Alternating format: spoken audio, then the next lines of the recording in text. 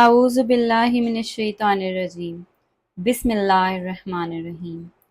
پتہ ہے کیا، جب کوئی شخص آپ کو چھوڑ دے تو اس کا یہ مطلب نہیں ہوتا کہ دنیا ختم ہو گئی ہے، زندگی ختم ہو گئی ہے اور اب آگے جینا ہی نہیں ہے۔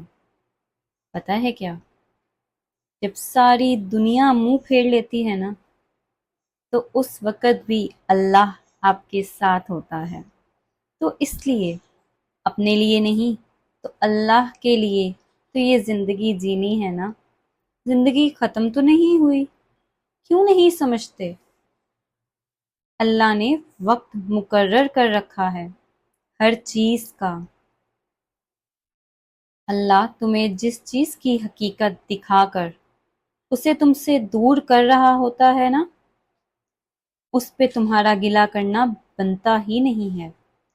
اللہ جب درد دیتا ہے تو تسکین بھی دیتا ہے، تو مانگو اسی سے تسکین اور صبر اور اس کی مدد، پھر دیکھنا تم رحمان کو رحیم پاؤ گے۔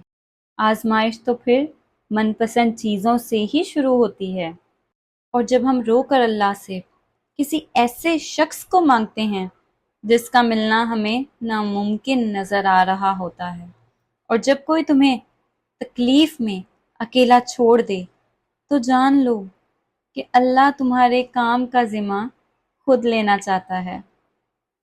اور قرآن میں تو خود اللہ تعالیٰ نے یہ فرمایا ہے، اور تمہاری حمایت اور مدد کے لیے اللہ ہی کافی ہے۔ دکھ اور تکلیف صرف اللہ کو بتایا کرو، اس یقین کے ساتھ کہ وہ سنے گا بھی اور جواب بھی دے گا۔ اگر اللہ تعالیٰ آپ سے کوئی چیز چھین لینا تو بس اپنے رب پر بھروسہ کرنا اور صبر کرنا۔ جب تم صبر کرو گے نا، تو راستے تو خود تمہارا رب بنائے گا۔ اس نے کہا ہے نا کہ وہ صبر کرنے والوں کے ساتھ ہے۔ تو جب تمہارا رب تمہارے ساتھ ہے تو اس سے زیادہ خوشی کی بات اور کیا ہو سکتی ہے؟ اس سے زیادہ حوصلے کی بات تمہارے لیے کیا ہو سکتی ہے بھلا؟ جب انسان لوگوں کی جگہ اپنے اللہ پر آنکھیں بند کر کے یقین کرتا ہے تو اللہ کبھی اسے مایوس نہیں کرتا۔ حقیقت یہ ہے کہ اللہ لوگوں پر ظلم نہیں کرتا، بلکہ لوگ خود اپنے اوپر ظلم کرتے ہیں۔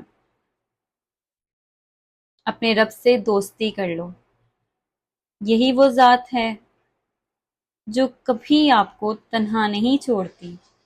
ہو سکتا ہے تم صرف ایک گلاب کے طلبگار ہو اور اللہ نے پورا باغ تمہارے نصیب میں لکھ دیا ہو۔